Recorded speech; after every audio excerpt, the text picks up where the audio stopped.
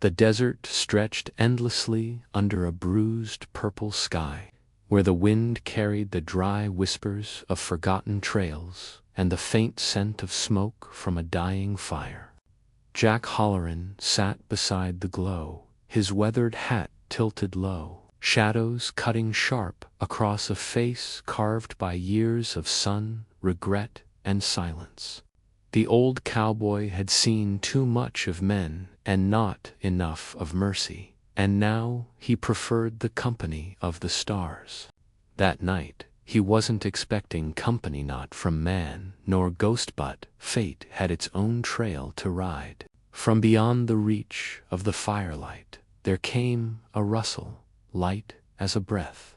Jack's hand found the grip of his revolver, thumb resting easy on the hammer, his eyes narrowing into the darkness. Then she appeared, a child, no older than 12, barefoot and trembling, her thin frame wrapped in a torn blanket, her face streaked with dirt and tears. For a long moment, the two stared at each other, the silence between them heavier than words. Jack lowered his gun slowly. "You lost, kid?" he asked, his voice rough like sandpaper, but soft at the edges. The girl didn't answer. She looked over her shoulder, as if the shadows behind her were alive and hungry. Jack noticed the marks on her wrist-stroke, burns, and the faint traces of red paint still clinging to her skin. Apache markings. That realization tightened something inside him. The wars had left scars on both sides, and most white men would have turned her away or worse. But Jack had buried enough ghosts. "Come on," he said quietly, nudging a tin cup toward her. "Ain't no harm gonna find you here." She hesitated, then stepped into the light, her eyes catching the reflection of the fire like polished obsidian. She knelt beside him, clutching the cup with both hands, as if it were treasure. The flames painted her face in amber and gold, and for a fleeting second, she looked less like a runaway and more like a child who had simply lost her way in a cruel world. Jack leaned back against his saddle roll, staring into the distance. "Name's Jack," he muttered. "You got one?" After a long pause, she whispered Naya. Her voice was fragile, barely there, but it carried something strength buried under fear. Jack gave a slow nod. "Well, Naya, reckon you best get some sleep. Soon he'll be up soon." She lay near the fire, wrapped in the blanket, and within minutes, her breathing softened. Jack stayed awake, listening to the desert breathe around them.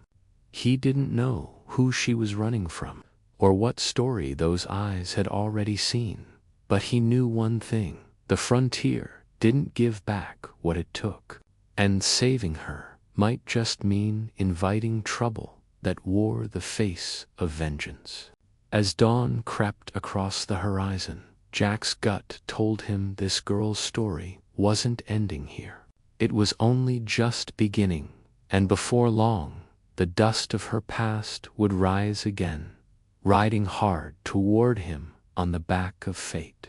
When the morning sun clawed its way over the red mesas, the world came alive with color-dusty golds, burnt orange, and the soft blue of a sky too wide to ever hold secrets. Jack Halloran sat by the cooling ashes of the campfire, his hat low, a strip of jerky clenched between his teeth, watching the little Apache girl Neaster in her sleep. She looked peaceful now, but there was something heavy in the way she dreamed, her face twitching as though the past still chased her, even in rest. He'd been around long enough to know that kind of sleep belonged to those who'd seen too much too soon. When she woke, she blinked at him through the morning glare, cautious but calmer. "You gonna tell me where you come from?" Jack asked. Naya stayed quiet, tracing circles in the dirt with her fingers. Then, softly, she said, "They took them. my people. Her voice cracked like brittle twigs underfoot. Jack didn't ask who they were, he already knew. The frontier was full of men who believed land could be owned and souls could be broken. He'd ridden with some once, before his heart went dry as the desert wind. He offered her a piece of bread. "You got anyone left?" She shook her head slowly, eyes glassy with the kind of grief no child should carry. Jack swallowed hard, feeling the old guilt creep up again. Maybe it wasn't his blood that made him responsible, but something in him knew this girl had crossed his path for a reason. By noon, they were riding Jack up front, Naya behind him, clinging to his coat as Dusty trotted across the canyon ridge. The wind whipped her hair back, and she looked small against the endless horizon, but she didn't complain once. Down below, the desert stretched like a sea of memory, every rock and shadow hiding stories of men and women long gone. When they stopped for water, Jack caught her staring west. "What's out there?" he asked. Naya hesitated. "A mountain with 3 peaks," she said. "My mother said our spirits rest there." Jack looked at her, then at the horizon, where heat shimmered and the sky met the sand like a dream fading into daylight. "Maybe we'll find it," he muttered. For the first time, she smiled, faint but real. It was small enough to break his heart. As dusk returned and they made camp near a dry riverbed, Naya hummed something low, a tune he didn't recognize but felt deep in his bones. It wasn't a song of sorrow, it was a promise. He knew then that whatever road lay ahead, he wasn't just helping a lost girl, he was walking beside a spirit that had survived when everything else had burned. The coyotes cried again that night, but this time their howls didn't sound lonely. They sounded like the desert itself was listening. By the 3rd day, the land had grown crueler, jagged cliffs slicing the sky, wind carving its cold breath through bones and sand alike. Jack Halloran guided Dusty along the narrow trail of Ghost Canyon, the horses' hooves echoing like ghosts between the stone walls. The name wasn't just for show. The canyon was said to be cursed, a place where old battles had ended in screams and smoke, where even the buzzards circled low out of respect. Naya rode silent behind him, her arms looped around his waist, her face hidden in the folds of his coat. He could feel her breathing steady against his back, a quiet reminder that he wasn't alone out here, though sometimes he wished he was, because being responsible for someone again felt heavier than any saddle. The heat shimmered off the rocks, but there was a chill under a taw whisper that crawled up the spine. Jack's hand stayed near his revolver. Instinct, born of years, where a second's hesitation could mean the difference between dying upright or face down in the dirt. At one point, they passed the bleached skull of a buffalo, half buried in sand. Naya reached out as they rode by, brushing her fingers across it. "They say the spirits here still walk," she murmured, her voice small but steady. Jack didn't answer. He'd seen enough things in this land that didn't fit the laws of men or reason. By noon, the trail narrowed even more until they were swallowed in red shadow, the air thick and still. Jack dismounted, leading Dusty by the reins, while Naya walked behind him, clutching a small pouch she wore around her neck. When he asked about it, she only said, "It's my mother's spirit dust." He didn't press further. The canyon was too sacred for questions. They moved on until Jack stopped dead in his tracks, boot prints, fresh ones, cutting across the sand. Not Apache cavalry. The edges were crisp, no more than a few hours old. He knelt, pressing 2 fingers to the prints, feeling the faint warmth of sun-heated grit. "We're not alone," he muttered. Naya looked up at him, her dark eyes unreadable. "Are they bad men?" she asked quietly. Jack straightened, eyes scanning the ridges above. "All men can be," he said. "Question is, what kind?" They pushed forward, slower now, every sound sharper, every gust of wind feeling like it carried a warning. By late afternoon, they reached an overhang that opened into a wide basin below, and Jack froze again. Down there, near the dry creek bed, were 5 horses tied to a mesquite tree and a small fire still burning. He counted the shapes moving around it. Soldiers, blue coats, faded with dust. One of them was cleaning a rifle. Another laughed, tossing a bottle into the dirt. Jack felt the old fire burn in his gut, the same fire that used to rise before a gunfight. But this time, it wasn't about pride. It was about keeping the girl safe. He motioned for her to stay low. The desert wind howled through the canyon like a warning from something ancient. And for the first time, Naya reached for Jack's hand, gripping it tight. In her touch, he felt something unspoken, a bond neither of them chose, but one that would decide the fate of both before the sun rose again.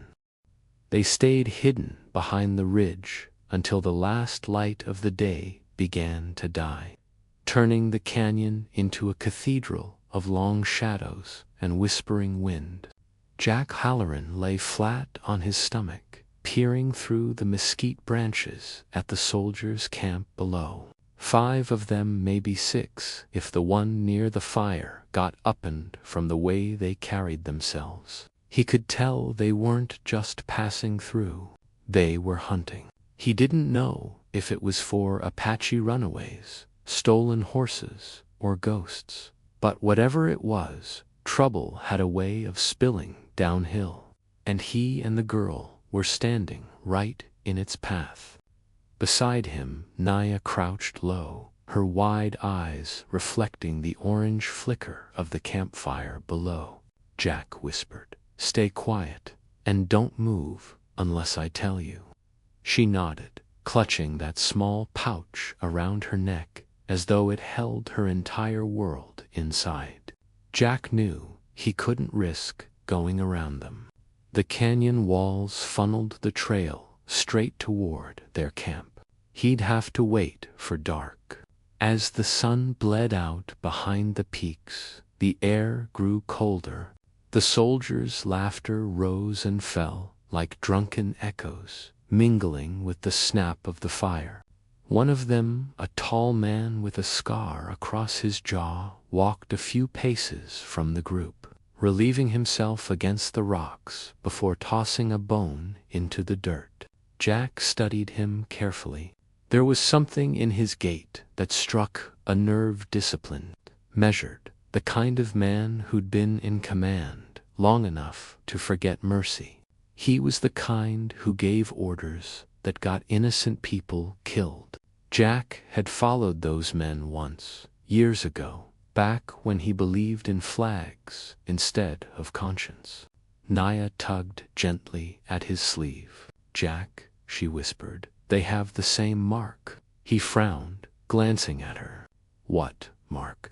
She pointed to the patch on one soldier's sleeve, symbol of crossed rifles beneath an eagle. "The ones who burned my village wore that," she said softly. The words hit him harder than any bullet. For a moment, the years peeled back, and he saw the smoke, the screaming, the cavalry sweeping through settlements in the name of order. He'd ridden on the edge of it all, never pulling the trigger, but never stopping it either. The ghosts of those nights still sat heavy in his chest. Now, sitting beside this child, whose people had been crushed beneath the same boots he once stood beside, Jack felt something shift inside him. Maybe redemption didn't come easy, but maybe it started like this, with a choice not to walk away. The night deepened, and one by one the soldiers drifted to sleep, leaving only the scarred officer awake by the fire. Jack waited until the moon climbed high, then whispered, "Stay here." Naya's fingers gripped his sleeve tighter. "Don't go," she said. "They'll hurt you." He gave a small, tired smile. "They won't even see me." He moved like a shadow down the slope, silent as dust.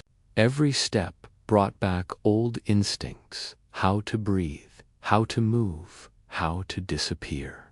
When he reached the edge of their camp, he crouched low, scanning for rifles and saddles. Then he saw something beside the officer's boot, a small woven bracelet, broken, lying in the dirt. He recognized the pattern. Apache, Naya's. She must have dropped it days ago, and somehow they'd found it. That meant they were looking for her. Jack's jaw tightened. He backed away slowly, heart pounding, the desert pressing in around him like the weight of every sin he'd ever carried. When he climbed back to the ridge, Naya was still there, eyes wide, hope flickering like a candle in the wind. "They know you're alive," he said quietly. "We leave at dawn." The morning broke, cold and brittle, the sun bleeding slowly over the canyon's edge, as if even light was hesitant to touch what the night had left behind. Jack Halloran saddled Dusty in silence, his eyes fixed on the trail that wound west through the broken hills. Naya stood nearby, her small figure framed by the ghostly mist that clung to the desert floor. She didn't ask where they were going, she just knew they had to keep moving. Jack had seen enough hunts to know when men wouldn't quit. And those soldiers below were the kind who chased their shadows until the world burned down around them. As Dusty's hooves struck the gravel path, each echo felt like a drumbeat counting down to something inevitable. They rode until the land opened up into a wide valley scarred by the remains of an old homestead, collapsed fences, the black ribs of a barn, and a well that still glimmered faintly with water. "We'll rest here," Jack muttered, dismounting. Naya slid off behind him, her eyes scanning the ruins. "What place is this?" she asked softly. "Used to be mine," he said after a long pause. Long time ago. He didn't tell her the rest, that this was where he'd once tried to build a life before the war came. Before the soldiers he rode with took everything that mattered and left him with nothing but a gun and a bad conscience. The silence between them stretched, filled only by the creak of old wood and the far-off cry of a hawk. Then Naya spoke, her voice small but steady. "Why did they do it? Why do they take and burn and kill?" He looked at her for a long moment, then turned away. "Because they think the world's something they can own. But it ain't. It belongs to the dust."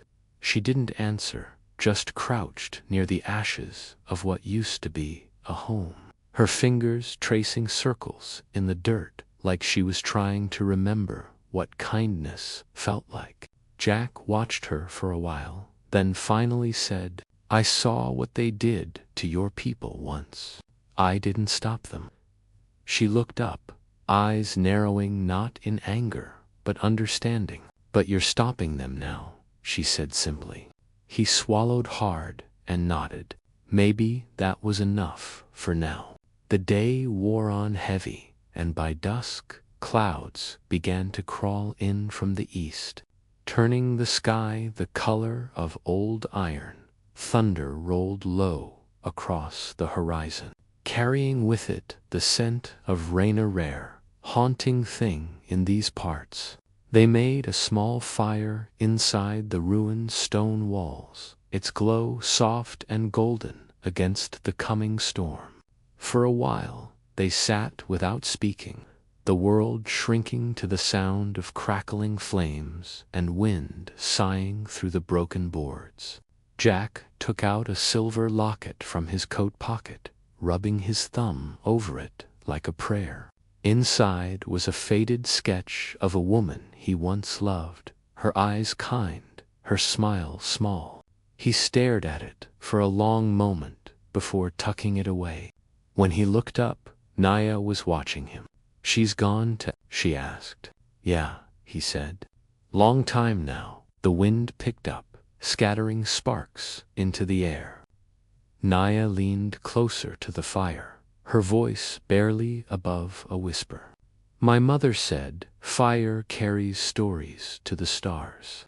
Jack looked at her, then at the flames, dancing fierce against the dark. "Then maybe tonight," he said softly, "we'll send them one worth telling." Outside, thunder cracked, and in its echo, somewhere far off, came the faint answering sound of horses distant, but closing in. The rain came in slow at first, like the desert couldn't quite remember how to weep. But soon it was falling hard enough to drum against the cracked roof of the ruined house where Jack and Naya had taken shelter. The sound filled the silence between them, steady as a heartbeat, almost peaceful. Jack heard it, the faint, rhythmic pounding of hooves. He stood up slowly, the firelight flickering across his face. "They found us," he murmured. Naya's eyes widened, her hand going instinctively to the pouch around her neck. Outside, the world had turned into a blur of silver rain and black earth, and through it moved the Shadows Riders, maybe half a dozen, their lanterns swaying like fireflies in a storm. Jack blew out the fire, plunging them into near darkness. "Stay behind me," he whispered, his voice calm but low, every word carved from stone. He checked his revolver, 6 bullets, clean chamber, and slipped it back into the holster. The thunder cracked again, closer now, and for a brief second, lightning tore across the sky, revealing the figures below, cavalry coats soaked through, rifles in hand, their faces hard and expressionless. Jack guided Naya toward the back wall, where the stones had begun to crumble with age. "Through there," he whispered. "Crawl, if you have to." She nodded, fear trembling in her breath. "What about you?" she asked. He gave a faint smile. "I'll catch up." But they both knew that was a lie. As soon as she slipped through the gap, Jack turned and stepped into the doorway, rain washing the dust from his hat brim. He could see them now, 5 men, maybe 6, circling slow, like vultures, waiting for a sign of life. The officer with the scar dismounted first, his boots sinking into the mud. "Jack Halloran," he called out, voice carrying over the wind. "Didn't think we'd find you playing nursemaid to a red girl." Jack said nothing. The man chuckled darkly. "You always did have a soft spot for lost causes. Hand her over, and maybe we'll let you walk out."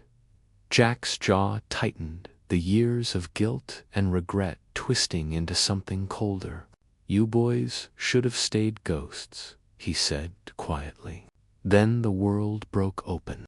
Gunfire split, the rain flashes of light tearing through the darkness. Jack dove behind a broken wall, firing back between the cracks.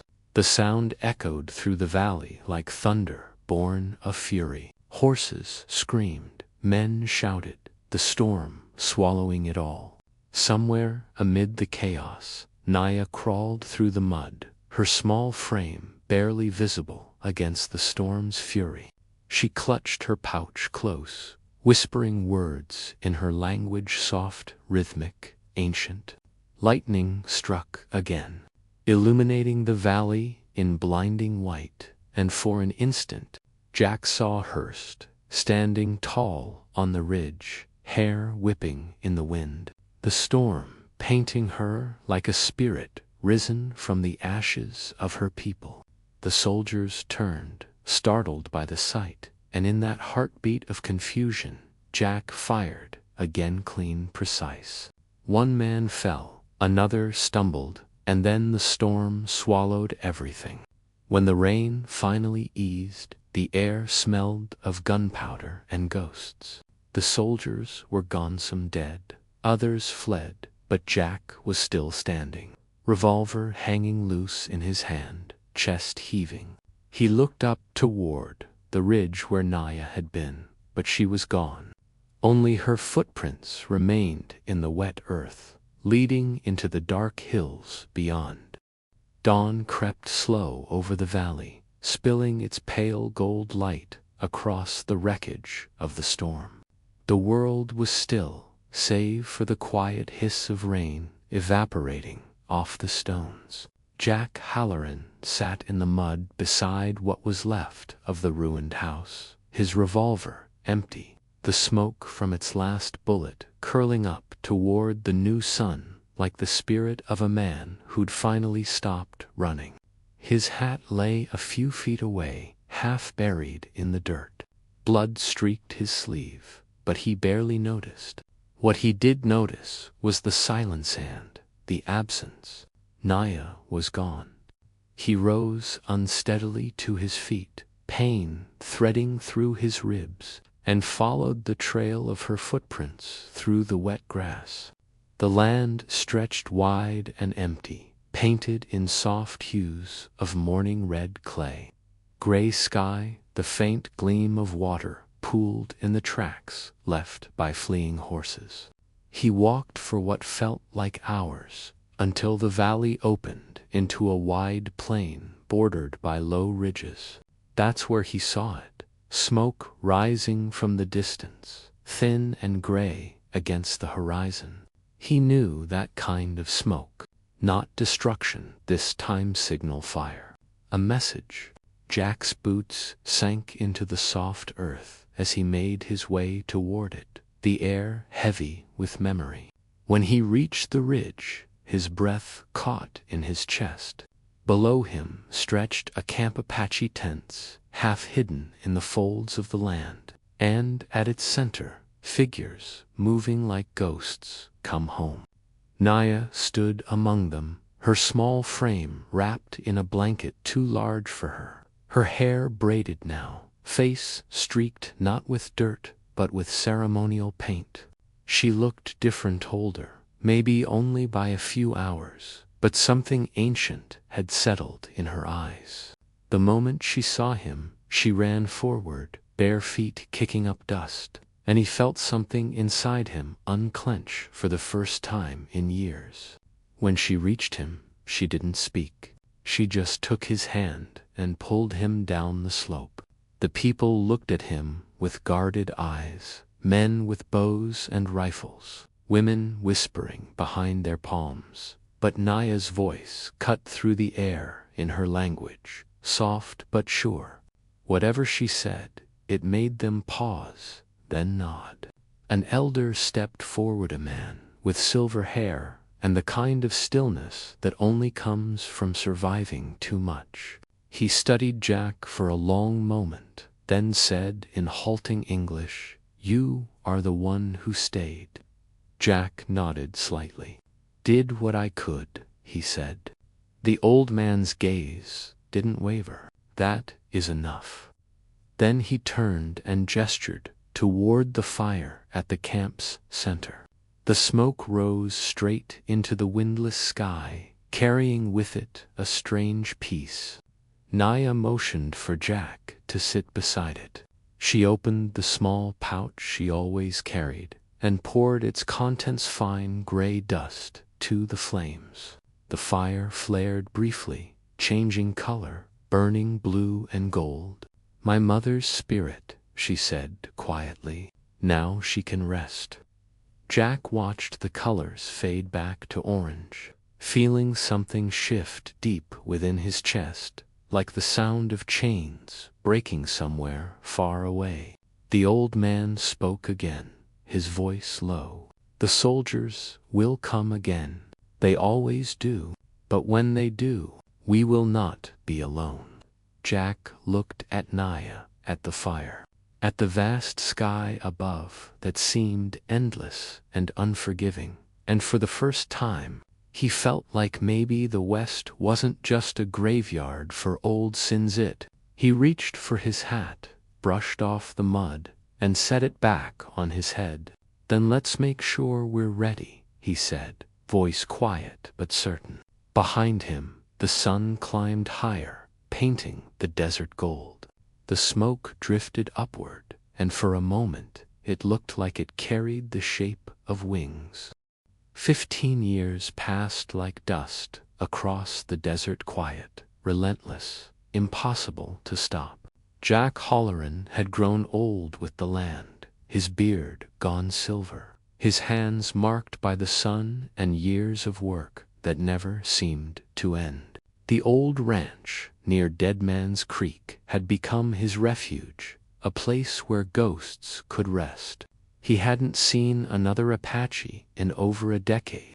Sometimes, when the wind came from the south, he thought he could still hear the faint echo of drums from the canyons. But he told himself it was just memory playing tricks. Until one evening, when the sky turned the color of fire.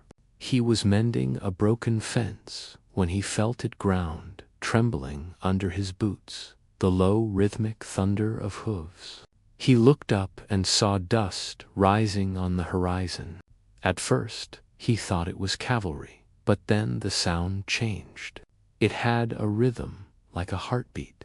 He climbed onto a rock and shaded his eyes against the sinking sun.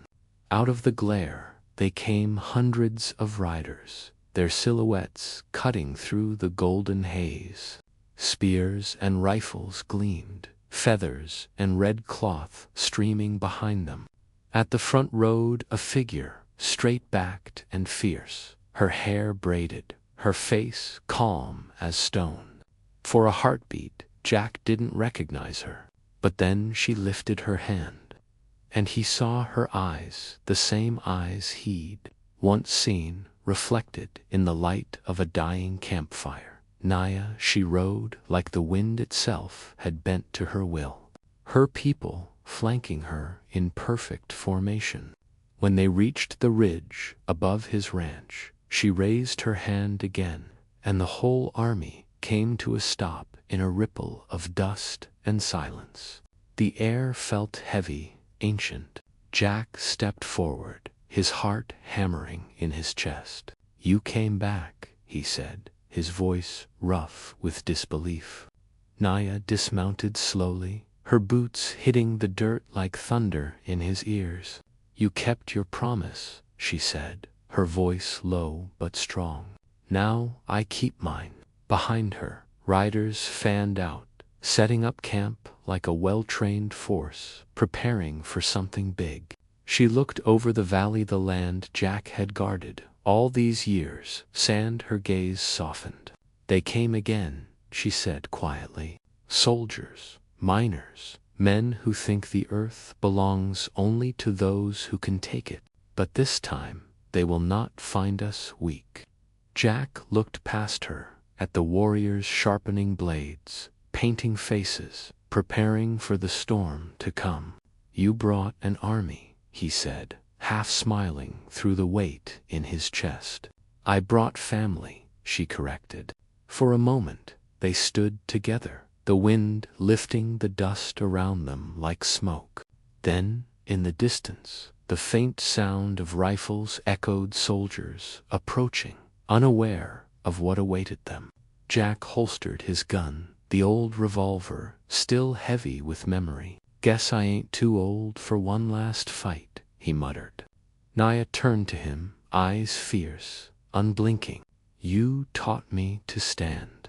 Now stand with me." He nodded once. "Wouldn't dream of doing anything else."